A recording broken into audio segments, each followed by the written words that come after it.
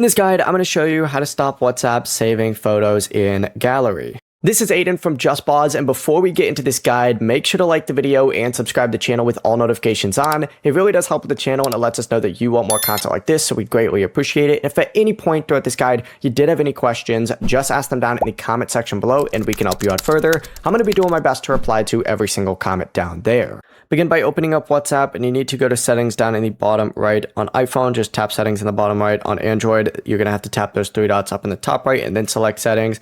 But from here, scroll down and you need to open up your chats. Open up chats, and then from here, just scroll down, and what you're looking for is going to be save to photos. Just tick this off. On Android, this is called media visibility. You got to tick that off as well.